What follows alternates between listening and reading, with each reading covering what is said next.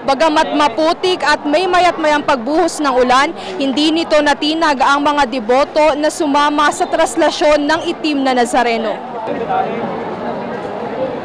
Umabot sa kabuuang higit na 6,500,000 deboto ang nakiisa sa taunang traslasyon pahalik sa puon sa Quirino Grandstand at misa sa simbahan ng Quiapo.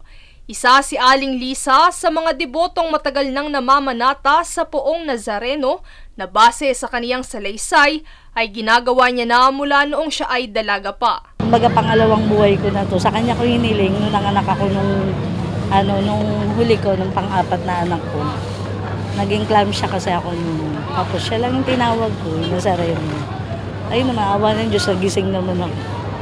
Yun na kumbaga parang inanok ko na sa kanya, inalay ko na sa kanya. Yung buhay ko, pangalawang buhay ko. Dagdag pa niyang pahayag na sa tuwing siya ay sumasama sa traslasyon, ay ibang pakiramdam ang kaniyang nararamdaman na tila magaan at nawawala lahat ng kaniyang problema. Kaugnay nito, karamihan sa mga deboto ang dumadayo pa sa Maynila para lamang ipagpatuloy ang kanilang naumpisahang panata sa poon.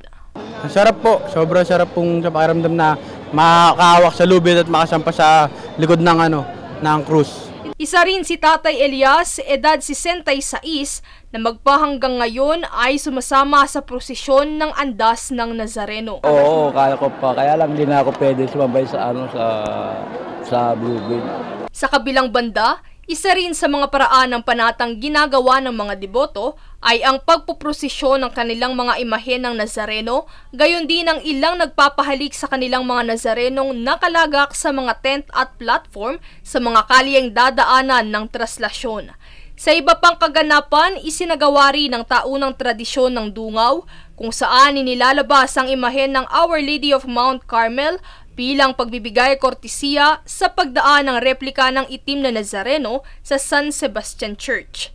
Samantala, may mangilan-ngilan ding mga kabataan ang aming nakapanayam na nakisabay lamang sa agos ng hikayat mula sa mga kaibigan kaya't sumasama sa traslasyon. Ngunit sa kabila nito, ay patuloy pa rin na naniniwala ang simbahang Katoliko na kayang haplusin ng pagmamahal ng Panginoong may kapal ang mga kabataang ito na balang araw ay makita ang halaga ng pananampalataya sa kanilang mga buhay. Princess Castro, nag-uulat para sa One Media Network.